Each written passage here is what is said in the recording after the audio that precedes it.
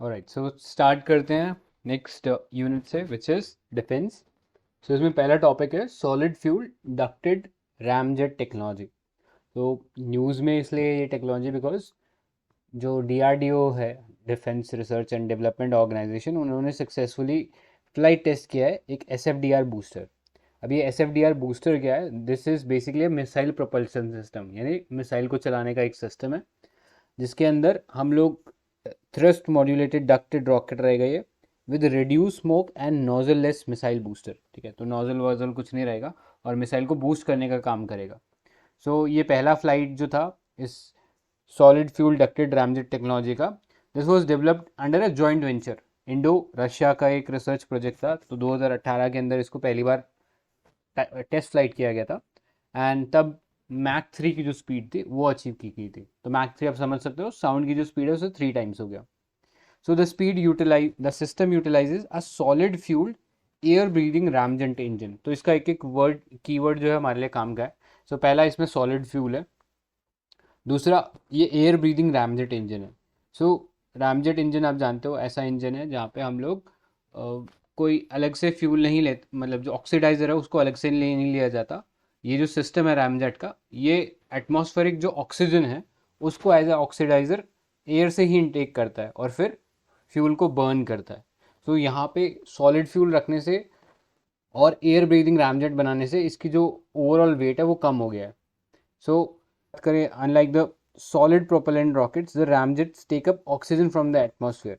सो यहाँ पे वेट कम हो जाता है और जो फ्यूल कैरिंग कैपेसिटी है जिसकी वजह से उसके जो लेंथ है या जो रेंज है वो बढ़ जाती है। ठीक है, सो ये यूटिलिटी कह सकते हैं रैमजेट इंजन की होती है, प्लस स्पीड भी बहुत हाई मिलती है। सो यहाँ पे हम लोग रैमजेट इंजन के थ्रू सुपरसोनिक स्पीड तक किसी भी जो मिसाइल है या कोई एयरक्राफ्ट है उसको ट्रैवल करवा सकता है। ठीक है, अभी इसका रेंज जो है ये 70 to 340 किलोमीटर्स है। इसके सिग्निफिकेंस की बात करें तो ये हेल्प करेगा हमें इंटरसेप्ट करने में एरियल थ्रेट्स को, जो कि सुपरसोनिक या उसके आसपास की जो भी स्पीड्स है उस पर ट्रैवल कर रहे हैं। ठीक है, तो ऐसे टारगेट्स को, एरियल टारगेट्स को हम इंटरसेप्ट कर पाएंगे और उन्हें न्यूट्रलाइज कर पाएंगे through this S F D R technology. Next, it will help us to develop long range air to air missiles. आगे बहुत सारी कैटेगरीज की एयर टू एयर मिसाइल्स हम लोग देखेंगे, and can also be applied to surface to air missiles. Next, air to air missile with SFDR technology can achieve longer ranges as they do not require oxidizer. तो oxidiser जो यहाँ पे oxygen रहेगा जो कि फ्यूल को burn करने में हेल्प करेगा, वो एटमॉस्फेयर से ही लिया जा रहा है। ठीक है, जो पॉइंट हम लोगों ने रिपीट किया था। अब अगर हम बात करें डिफरेंस की, रैमजेट, स्क्रैमजेट और ड्यूअल रैमजेट, इन तीन टाइप के जो प्रोपल्शन टेक्नोलॉजी है उनमें डिफरेंस क्या है। सो पहला रैमजेट है, ये एक हायरार्की बोल सकते हैं प्रोपल्शन सिस्टम्स की। तो रैमजेट जो है उसमें पहला टेक्नोलॉजी है जहाँ पे हम एक व्हीकल के अंदर फॉरवर्ड जो मोशन होता है, जैसे ही व्हीकल आगे मूव कर रहा है तो उसके जो फॉरवर्ड मोशन से हम लोग एयर को कंप्रेस करवाते हैं विदाउट रोटेटिंग द कंप्रेसर। सो अलग से कोई कंप्रेसर नहीं लगा है। जैसे जैसे व्हीकल आगे बढ़ रहा है वो एयर को इनटेक करेगा, और जैसे जैसे एयर इनटेक होगी तो हमने ऐसा सिस्टम बना रखा है जिससे एयर कंप्रेस होगी। सो यहाँ पे आप देख सकते हो इस डायग्राम के अंदर कि एयर जैसे अंदर जा रही है तो उसको जो वॉल्यूम है या जो एरिया जिसके थ्रू अंदर जा रही थी वो कंप्रेस हो रहा है। तो जैसे अंदर एंटर करता है ये कंप्रेस होगा। कंप्रेस होने से कोई भी चीज़ को अगर आप कंप्रेस करते हो, लेट्स से आपने किसी चीज़ को बहुत ज़्यादा प्रेशर कर दिया है, ठीक है, तो गर्म हो जाता है। सो यहाँ पे भी एयर जो है वो गर्म हो रही है और अंदर जो फ्यूल है उसको बर्न कर रही है। ठीक है, so that is the principle that we are using. और ये रैमजेट जो इंजन है ये सुपरसोनिक स्पीड यानी अराउंड मैक 3 के आसपास और मैक 6 के बीच में। ठीक है, मैक 3 से लेके मैक 6 की जो रेंज है जहाँ पे हम सुपरसोनिक स्पीड बोलते हैं, यानी speed greater than the speed of sound. So उस स्पीड के अंदर ये जो कोई भी एयरक्राफ्ट या मिसाइल है जिसमें ये लगा उसको मूव करवा सकता है। लेकिन जैसे ही इस स्पीड से ऊपर जाने की कोशिश करेगा, मैक 6 से ऊपर जाने की कोशिश करेगा, तो उसकी एफिशिएंसी जो है वो डिक्रीज हो जाएगी। Next, it does not have any turbines. So कोई टर्बाइन की ज़रूरत नहीं है। जो हमने देखा कि फॉरवर्ड मोशन जैसे होगा तो ऑटोमेटिकली एयर कंप्रेस होगी। सो that is what is ramjet engine. अब स्क्रैमजेट इंजन इसके ऊपर एक डेवलपमेंट है। ठीक है, तो एक नेक्स्ट लेवल टेक्नोलॉजी है जहाँ पे हम इसका इस्तेमाल करके एफिशिएंटली वर्क करवा सकते हैं हाइपरसोनिक स्पीड के ऊपर, ठीक है, and also supersonic combustion. So यहाँ पे hydrogen as a fuel use किया जाता है, और ऑक्सीडाइजर यहाँ पे भी ऑक्सीजन ही रहेगा जो एटमॉस्फेयर से लिया जाएगा।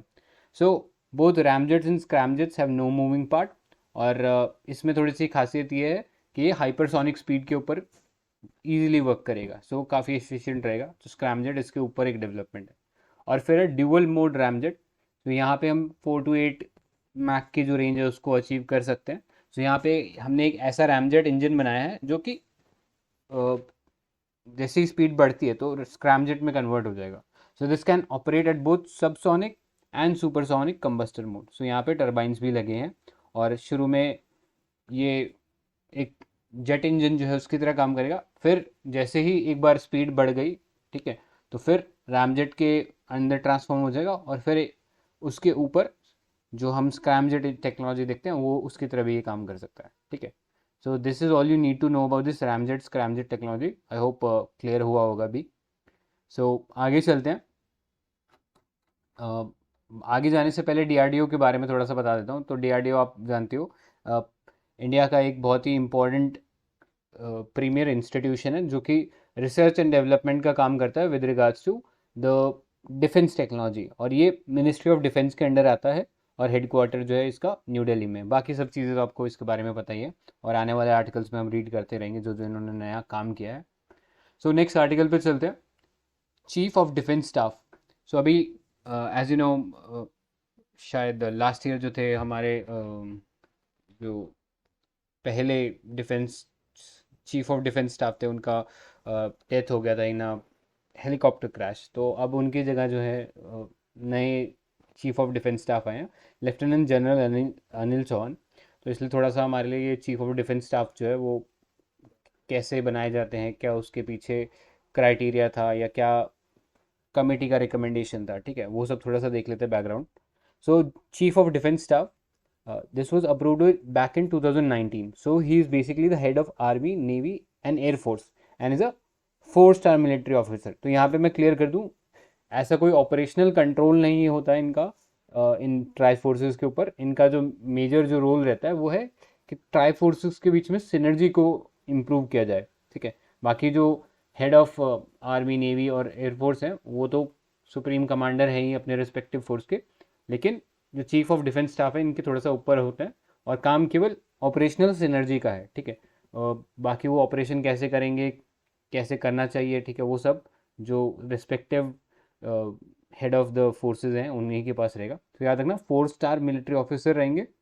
एलिजिबिलिटी क्या क्राइटेरिया क्या है, लेफ्टिनेंट जनरल होने चाहिए, एयर मार्शल या वाइस एडमिरल, ठीक है, under the age of 62।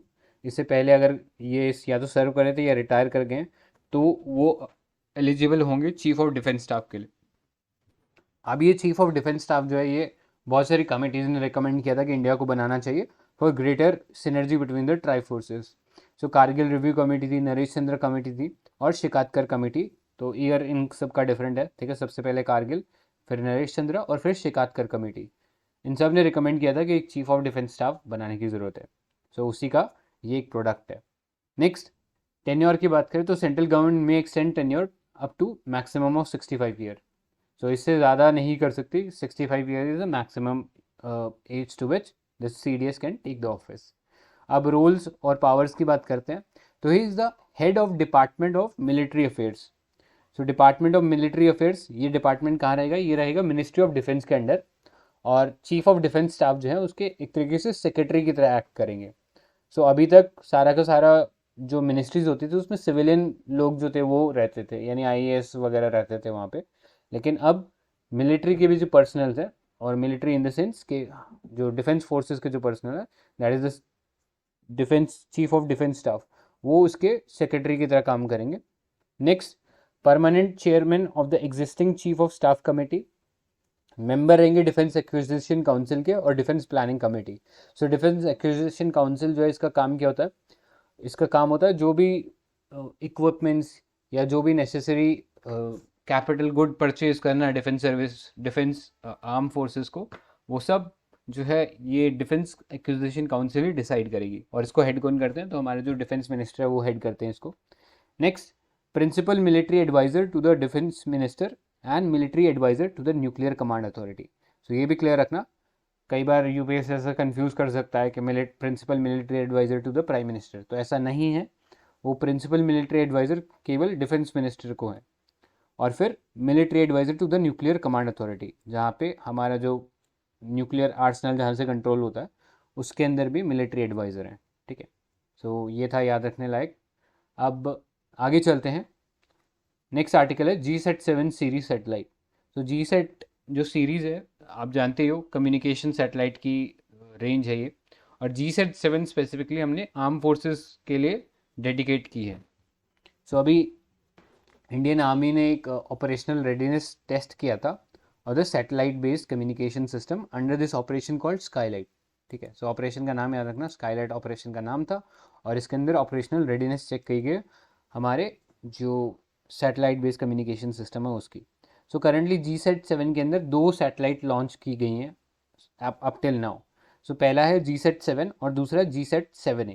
So GSAT-7 जो सैटेलाइट है ये हमारी नेवी यूज़ कर रही है, और नेवी के साथ इसका जो कुछ पार्ट है हमारी जो मिलिट्री है वो भी यूज़ कर रही है। सो वैसे तो ये डेडिकेटेड इंडियन नेवी को ही है for secure and real time communication, लेकिन इसका 30% जो शेयर है वो आर्मी यूज़ कर सकती है। नेक्स्ट GSAT-7A लॉन्च किया गया था 2018 में। ये IAF जो हमारी इंडियन एयरफोर्स है उसको डेडिकेटेड है, और कनेक्टिविटी इस्टेब्लिश करता है between ground radar station, air bases and airborne अवाक्स। सो अवाक आप जानते हो, it's a sort of a flying radar. ठीक है, एक ऐसा एयरप्लेन है जिसके अंदर रेडार लगा है, और वो जितने भी एयर के अंदर जितने भी मूविंग एरियल टारगेट्स है सबको ट्रैक करके हमें इंफॉर्मेशन दे सकता है। सो उसके साथ भी कनेक्शन इस्टेब्लिश करेगा। सो ये 2 सैटेलाइट अभी लॉन्च है, और आर्मी के लिए एज सच कोई डेडिकेटेड सैटेलाइट नहीं है। They are using this GSAT-7 जो नेवी के साथ यूज़ करें। सो इसीलिए बात चल रही है कि GSAT-7 भी लॉन्च किया जाएगा, जिसे डिफेंस एक्विजिशन काउंसिल ने क्लियर कर दिया है। So GSAT-7B would be a dedicated satellite for the Indian army, but so far अभी लॉन्च नहीं किया गया, आगे लॉन्च करेंगे इसको। ठीक है, so that is all you need to know about this GSAT-7 series satellite. आगे चलते हैं। नेक्स्ट टॉपिक है ब्रह्मोस। सो फिलीपींस ने साइन किया है एक deal for the purchase of BrahMos supersonic cruise missile. So BrahMos के बारे में थोड़ा सा जान लेते हैं। So BrahMos is a universal long range supersonic cruise missile. So एक कीवर्ड काम का है, सुपरसोनिक मतलब मैक 3 की जो स्पीड है उससे ज़्यादा है, और क्रूज मिसाइल का मतलब ये जो मिसाइल है ये पैराबोलिक पाथ जो कि बैलिस्टिक मिसाइल के केस में देखने को मिलता है वैसा नहीं है, और ये with in the earth atmosphere रह के टारगेट करती है किसी भी टारगेट को।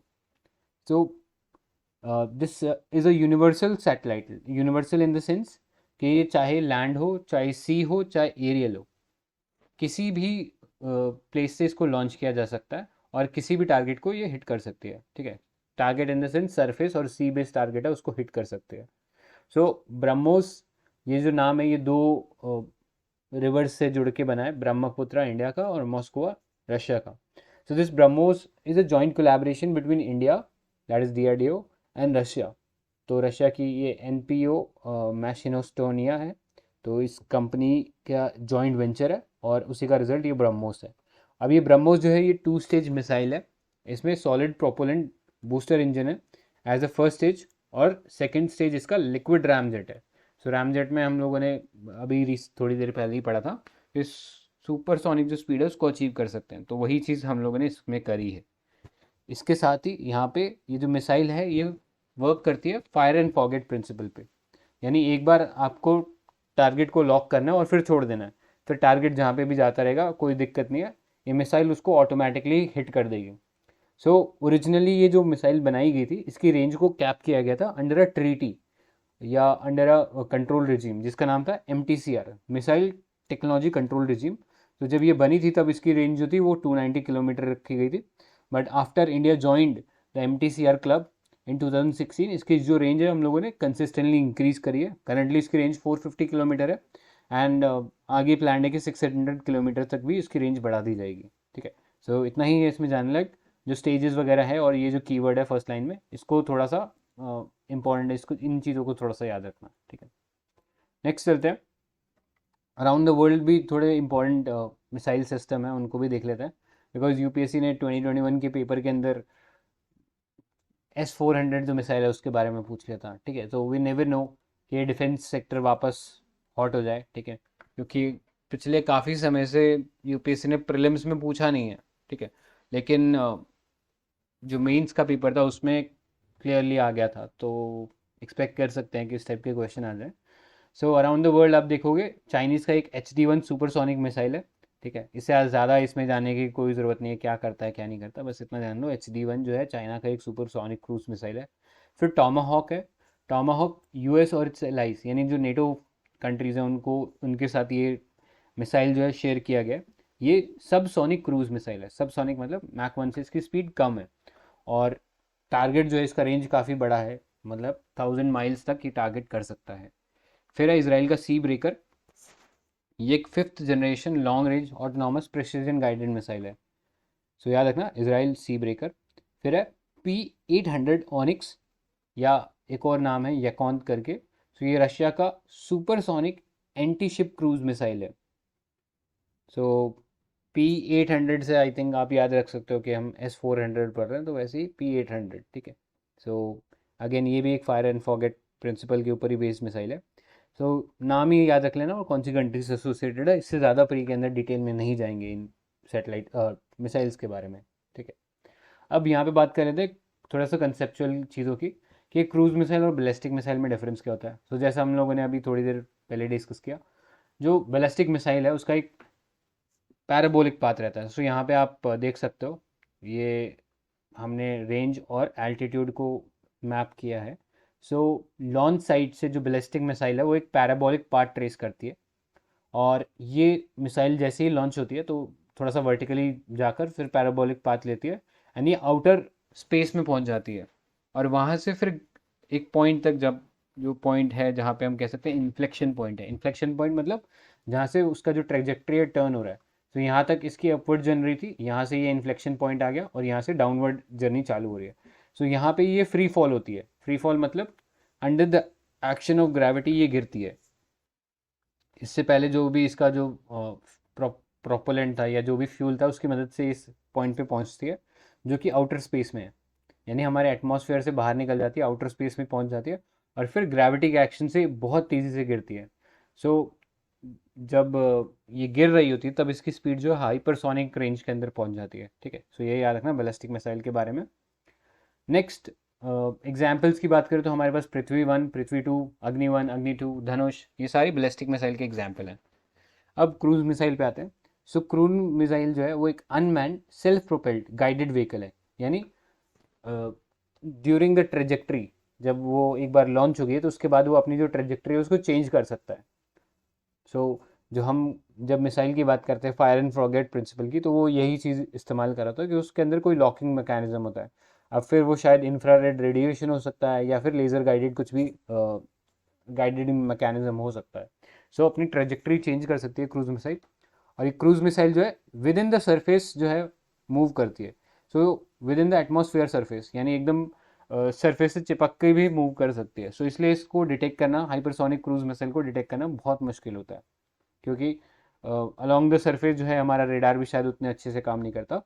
सो अभी जैसे हमने बात किया ब्रह्मोस जो है वो इसका एक एग्जाम्पल है। इसके अलावा यूएस का हारपून एक्सोसेट है जो फ्रांस का, वो कुछ क्रूज मिसाइल के एग्जाम्पल हैं। फिर उसमें स्पीड रहती है सबसोनिक, हाइपरसोनिक, क्रूज, तो ये सब जो है स्पीड है ये मैक 5 और जो मैक स्पीड है उसके रिलेशन में हम लोग ये स्पीड्स को कैटेगराइज करते हैं, ठीक है। तो यही था हाइपरसोनिक, सॉरी, क्रूज मिसाइल और बैलिस्टिक मिसाइल के बीच का जो डिफरेंस है। आई होप क्लियर हुआ होगा। किसी को कोई डाउट है तो पूछ लेना। अभी आगे चलते हैं, कुछ और मिसाइल्स देख लेते हैं जो न्यूज़ में थी। पहला है अग्नि मिसाइल। सो अग्नि मिसाइल में जो 3 थी, अग्नि 3, that is an intermediate range ballistic missile with a range of 3000 kilometre, और पेलोड कैरी कर सकता है 1.5 टन्स का। सो ये जो अग्नि सीरीज़ है, this constitutes the backbone of India's nuclear weapon delivery. So सारी न्यूक्लियर केपेबल मिसाइल है या स्ट्रेटेजिक मिसाइल्स बोलते हैं। सो ये जो मिसाइल है this was the part of the integrated guided missile development programme. तो याद रखना, अग्नि 3 का ये जो इंटरमीडिएट रेंज बैलिस्टिक मिसाइल है, इसका हम लोगों ने सक्सेसफुली टेस्ट करा है, और ये न्यूक्लियर पेलोड जो है उसको कैरी कर सकता है। पेलोड मतलब जो बॉम्ब होता है एक मिसाइल के अंदर, उसको कैरी कर सकता है। नेक्स्ट S-400, तो यूपीएससी ने 2021 के पेपर में मेंस में यही पूछा था, तो आई होप सबको पता ही होगा इसके बारे में। सो S-400 जो है ये हम लोग रशिया से लिया है, और एक mobile long range surface to air missile है। तो ये कीवर्ड्स पे ध्यान देना, long range surface to air missile. So S-400 का मतलब ये 400 किलोमीटर तक जो रेडियस है उसको अटैक कर सकता है, और एरियल टारगेट जो है उसको हिट कर सकता है। सो बहुत सारे एरियल टारगेट्स हो सकते हैं एट अ पॉइंट, तो कितनों को एंगेज कर सकता है, तो up till 80 targets it can engage. तो एक साथ लेट्स से 80 एयरक्राफ्ट अगर इसके आसपास इसकी रेंज में आ गए तो उनको ये एंगेज कर सकते हैं, यानी न्यूट्रलाइज कर सकता है, ठीक है। और रिस्पॉन्स टाइम इसका काफ़ी कम है, 9 से 10 सेकेंड्स है। So that is all you need to know about this S-400। Next चलते हैं anti tank guided missile. So DRDO एक सक्सेसफुली टेस्ट फायर किया indigenously developed laser guided ATGM। ATGM मतलब यही anti tank guided missile. So laser guided मतलब इसमें ये guiding mechanism है जिसके थ्रू इस मिसाइल को लॉन्च किया जाता है, उसके बाद ये ऑटोमेटिकली ट्रैक कर लेगा कि किस टारगेट को हिट करना है।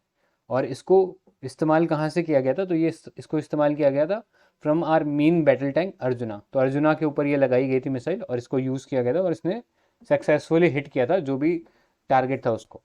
ये एक टेक्निक का इस्तेमाल करता है जिसे कहते हैं high explosive anti tank warhead.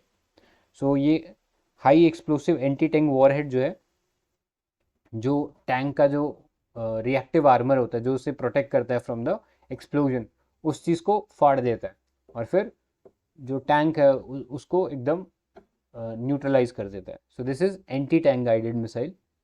Next, man portable anti tank guided missile MPATGM।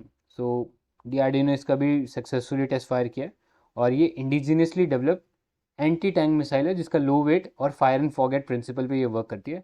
और मैन पोर्टेबल का मतलब कि एक छोटा से रॉकेट लॉन्चर पे इसको कैरी किया जा सकता है। और इसमें गाइडिंग मैकेनिज्म क्या है, तो ये इंफ्रारेड इमेज सीकर है। ऊपर हमने ATGM में देखा था वो लेज़र गाइडेड है, लेकिन ये जो मैन पोर्टेबल है ये इंफ्रारेड इमेजिंग सीकर है, यानी इसमें इंफ्रारेड रेडिएशन, जब भी कोई हॉट ऑब्जेक्ट होता है तो इंफ्रारेड रेडिएशन रिलीज करता है। सो ये जो टैंक्स वगैरह होते हैं इनमें से बहुत हीट रिलीज होती है, ठीक है, बहुत, क्योंकि मेटल का बना होता है तो ऑटोमेटिकली बहुत ज़्यादा हीट हो जाता है, और हीट होगा तो ऑटोमेटिकली इंफ्रारेड रेज रिलीज करेगा, और उसी को ये ट्रैक कर सकता है, उसको लोकेट कर सकता है और उसे अटैक कर सकता है। So this is the man portable anti tank guided missile. फिर है vertical launch short range surface to air missile, जो शॉर्ट फॉर्म इसका रहेगा VLSR SAM। तो सरफेस टू एयर मिसाइल है, तो सरफेस से जो एरियल टारगेट है उसको हिट करेगा। सो this is a ship born weapon, यानी एक शिप के ऊपर लगाया जाएगा इसे, और एरियल टारगेट्स जो है 40 to 50 किलोमीटर एल्टीट्यूड के, उनको अटैक कर सकता है। So this is based on the अस्त्रा missile. अस्त्रा missile is beyond visual range missile, यानी ऐसा कोई टारगेट जो विजुअल रेंज में ही नहीं है उसे भी वो लोकेट करके अटैक कर सकता है, तो उसी डिज़ाइन पे इसे भी बनाया गया है। नेक्स्ट है quick response surface to air missile. ये भी DRDO ने इसके 6 फ्लाइट टेस्ट जो है वो सक्सेसफुली कंप्लीट कर दिए हैं, और रेंज जो है इसकी 20 to 30 किलोमीटर्स है, इससे ज़्यादा इसमें कुछ काम का नहीं है। नेक्स्ट, इसी लाइन्स पे एक और very short range air defence system बनाया गया।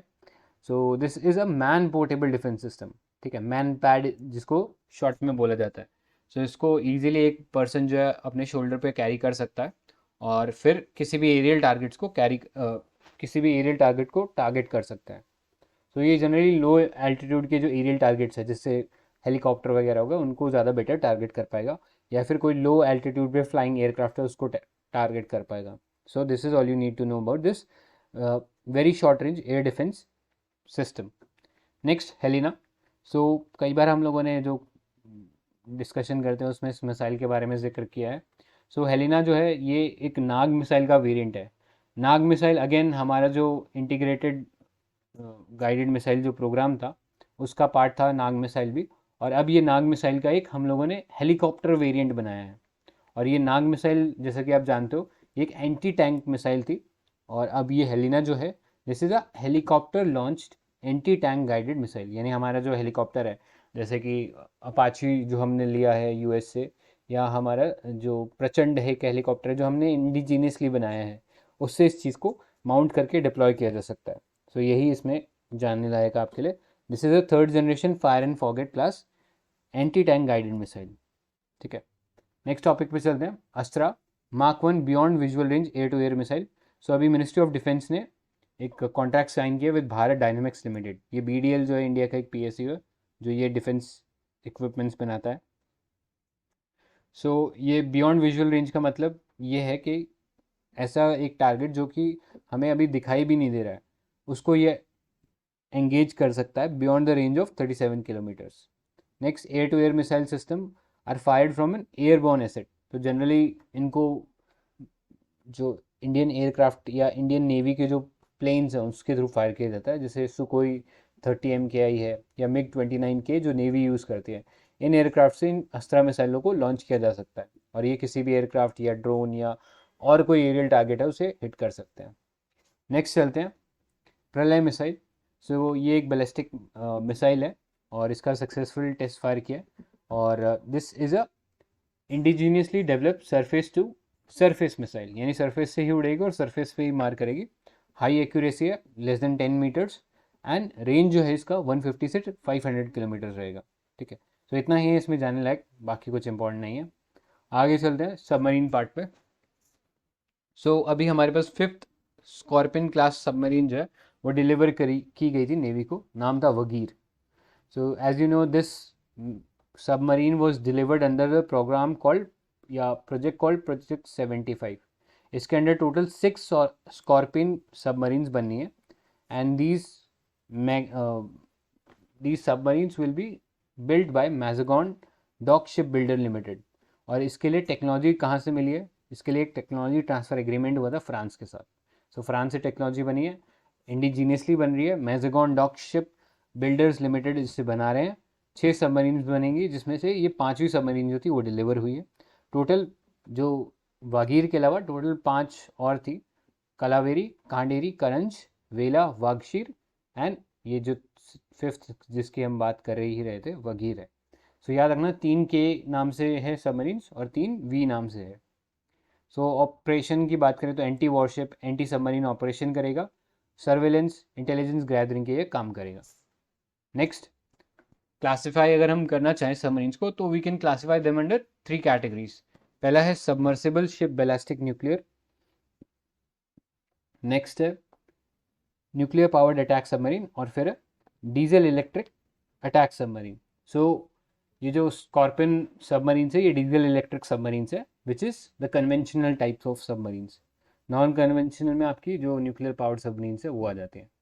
सो ये सबमर्सिबल से बैलिस्टिक न्यूक्लियर का क्या मतलब है? यानी ये एक ऐसी सबमरीन है जो कि न्यूक्लियर वॉरहेड जो है उसको लॉन्च कर सकती है।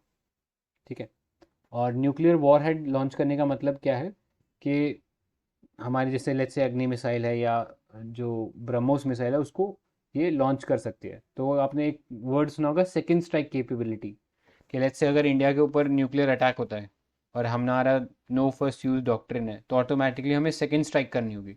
सो सेकेंड स्ट्राइक कैपेबिलिटी को इंश्योर करने के लिए हम लोग ये जो सबमरीन है उसका इस्तेमाल करते हैं, ताकि लेट्स से अगर हमारे लैंड बेस्ड जो भी जितने भी न्यूक्लियर लॉन्चिंग साइट है वो डिस्ट्रॉय हो जाए तो हम सी के थ्रू वो जो न्यूक्लियर स्ट्राइक है उसे लॉन्च कर सके।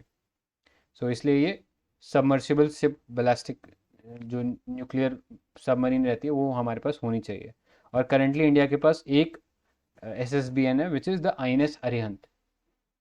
नेक्स्ट है न्यूक्लियर पावर अटैक सबमरीन। तो इसमें बस जो सबमरीन का जो प्रोपल्शन सिस्टम है उसके अंदर न्यूक्लियर पावर का इस्तेमाल होता है, बाकी न्यूक्लियर का इससे कोई लेना देना नहीं है। न्यूक्लियर वेपन नहीं कैरी करता है, कन्वेंशनल वेपन ही कैरी करेगा और अटैक करने का काम करेगा।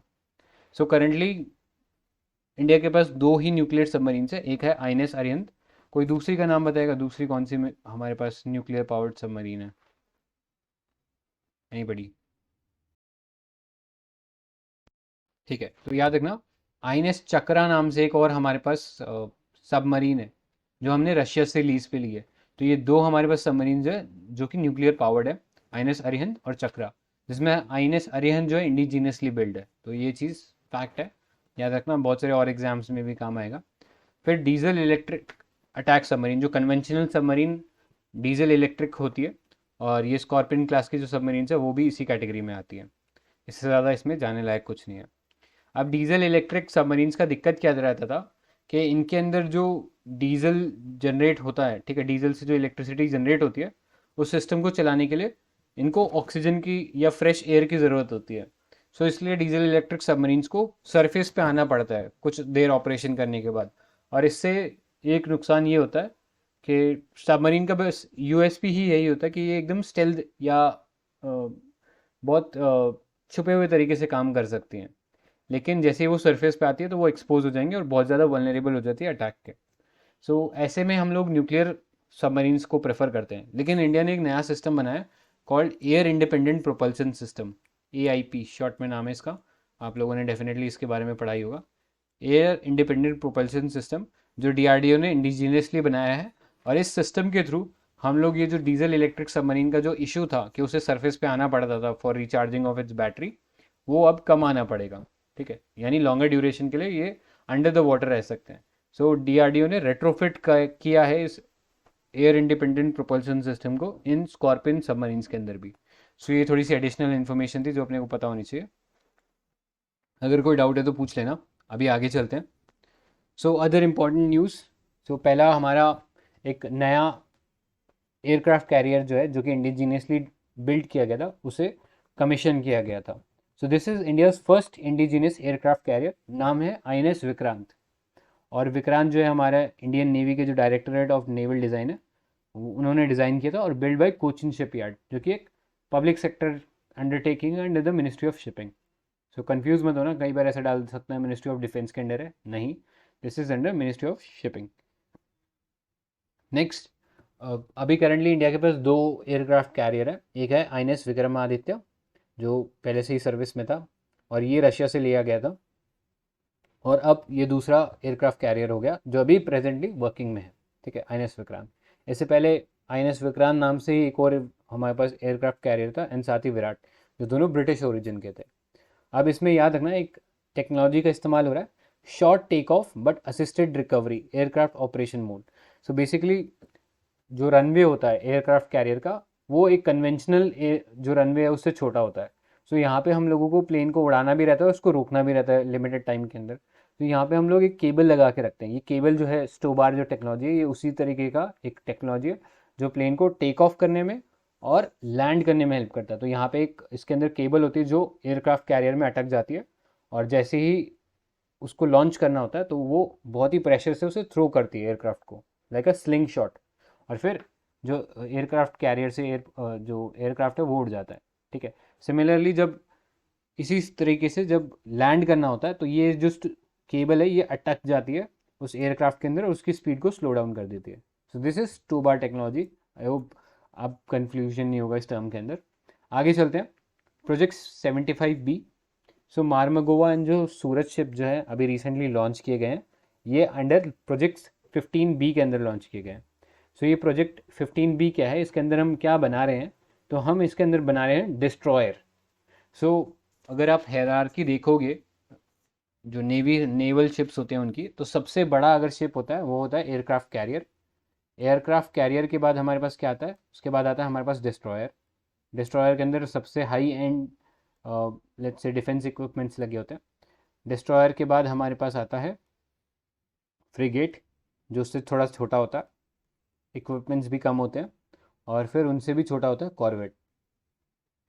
सो ये थोड़ी सी हायरार्की पता होना चाहिए। बाकी फिर सबमरीन तो टोटली डिफरेंट है, वो अंडर वाटर रहती है, ये सब शिप्स हैं।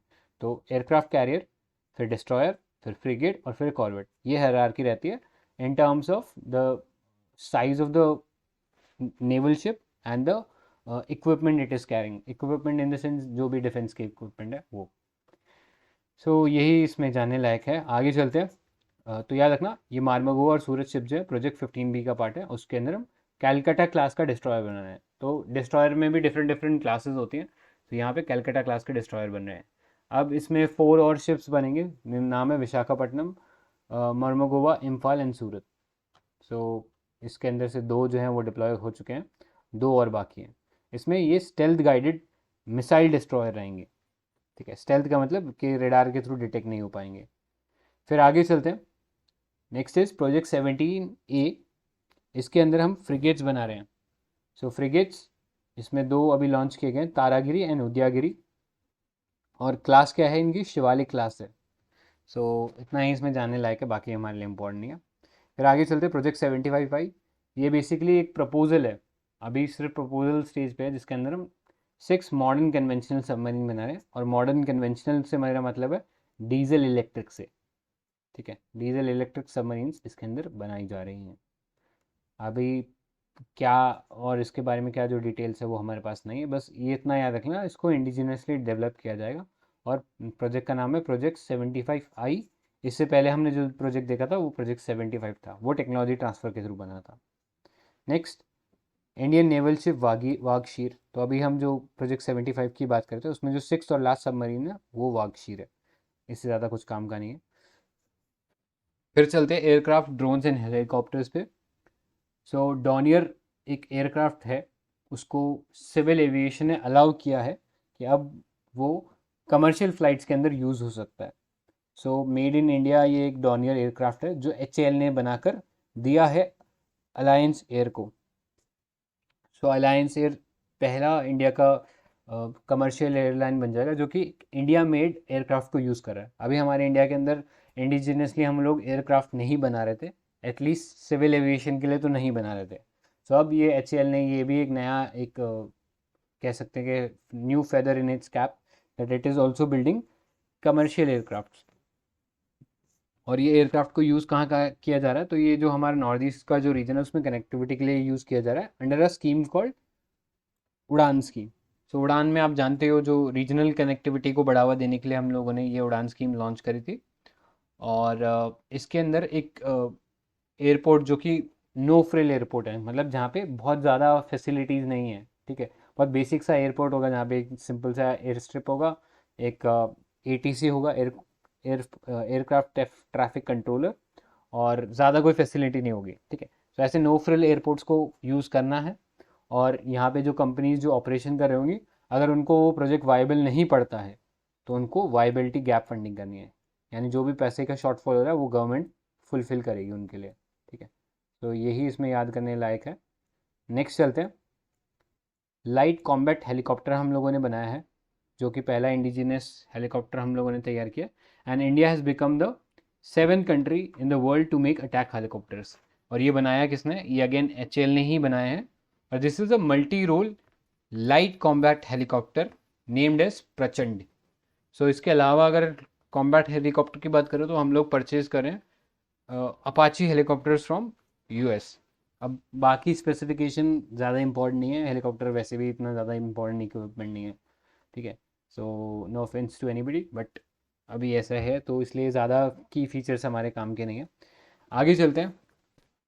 फिर है indigenous stealth drone. So indigenous stealth drone जो है also they are referred to as unmanned combat airborne vehicles.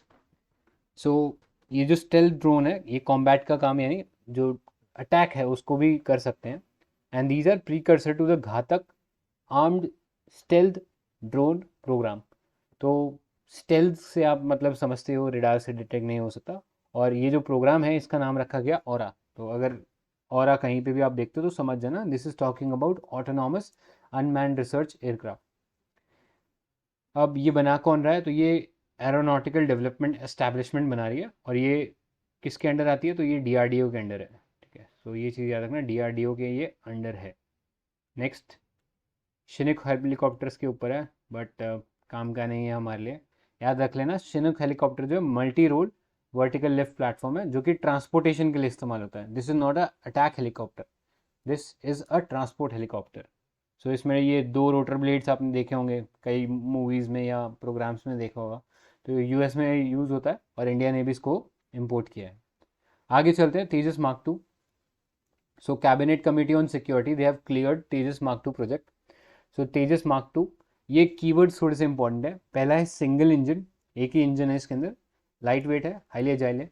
और फिर है मल्टी रोल। मल्टी रोल से क्या मतलब है कि ये बहुत सारे ऑपरेशंस में इस्तेमाल किया जा सकता है। जैसे बालाकोट जैसा ऑपरेशन था जहाँ पे हमने बॉम्ब्स को ड्रॉप किया था, तो उसके लिए बॉम्बर एयरक्राफ्ट चाहिए होता है। ठीक है, तो बॉम्बर एयरक्राफ्ट की भी तरह काम कर सकता है।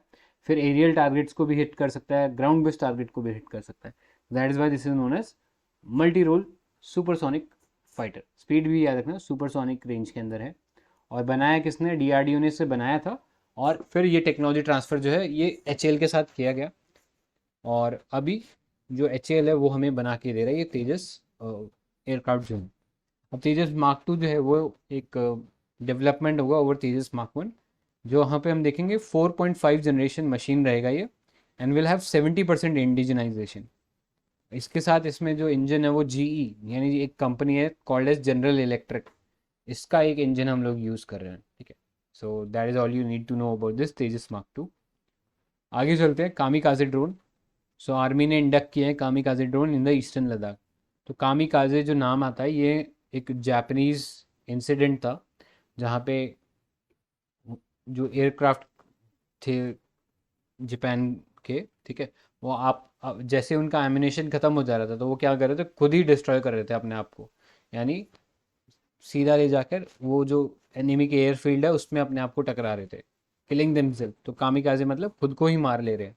सो these kamikaze drones are small unmanned aircraft packed with explosive. तो ये डायरेक्टली किसी भी टैंक के ऊपर ले जाए जा सकते हैं, एंड या ट्रूप्स के ऊपर इन्हें डायरेक्टली ड्रॉप किया जा सकता है और फिर ये फट जाएंगे। ठीक है, so that is all you need to know about this kamikaze drone.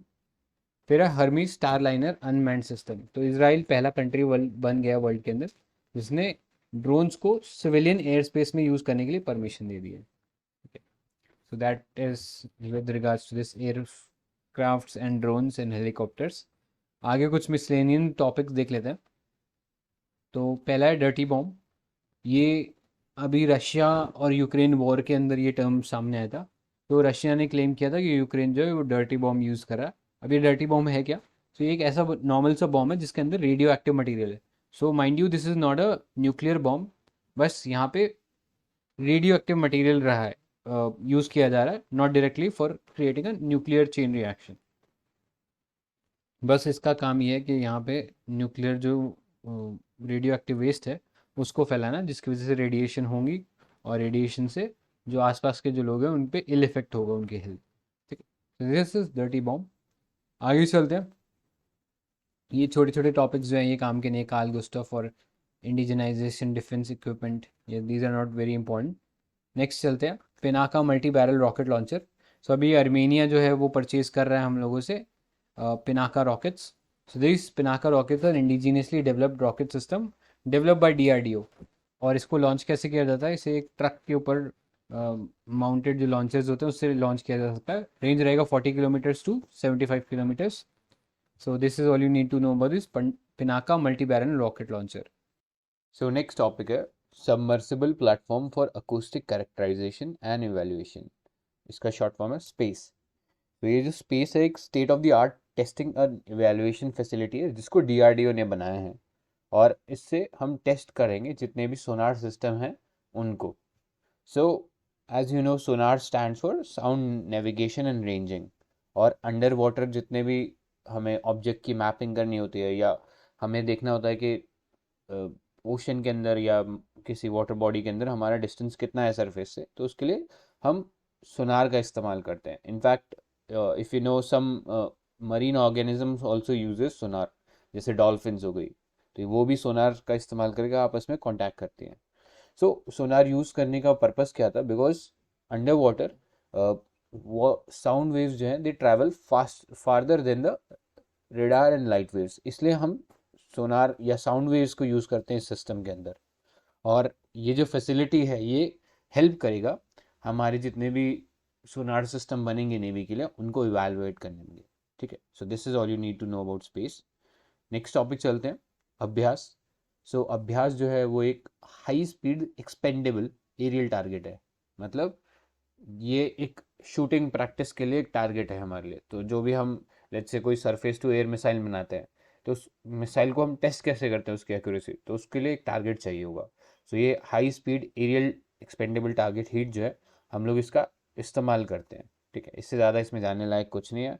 इसको DRDO ने बनाया है, और जितने भी टारगेट्स होते हैं एरियल बेस्ड, वो अभ्यास उसमें यूज़ होता है। नेक्स्ट चलते हैं, हाई एनर्जी लेज़र सिस्टम। तो अभी कुछ नॉन कन्वेंशनल वेपन्स को डेवलप कर रहा है DRDO, और उसी डायरेक्शन में ये जो हाई एनर्जी लेज़र सिस्टम है ये चर्चा के अंदर है। So these high energy laser system, they emit thermal energy to directly render a target ineffective. So यहाँ पे हम एक बहुत ही कंसंट्रेटेड एनर्जी का इस्तेमाल करें, जो कि एक रिलीज किया जाएगा एक किसी वेपन से, और वो वेपन जो है जब जैसे टारगेट को हिट करेगा वो ऑटोमेटिकली न्यूट्रलाइज हो जाएगा। सो यहाँ पे अनलाइक अ कन्वेंशनल वेपन जहाँ पे हम किसी प्रोजेक्टाइल का इस्तेमाल करते हैं एक एनिमी को न्यूट्रलाइज करने के लिए, लेट्स से गन हो गया तो उसमें से एक बुलेट निकलता है, बट यहाँ पे सीधा एनर्जी निकलेगा। तो इसमें कुछ प्रोजेक्ट्स हैं जो अभी इंडिया वर्क कर रहा है, बट बहुत ही क्लासिफाइड डिटेल्स हैं, ठीक है, तो ज़्यादा कुछ पता नहीं है इनके बारे में। जैसे दुर्गा सेकंड काली है kilo ampere linear injector project Aditya. So that is all you need to know about. अभी ज़्यादा कुछ इसमें इंफॉर्मेशन है नहीं हमारे पास, ठीक है। So with that we are done with the defence part.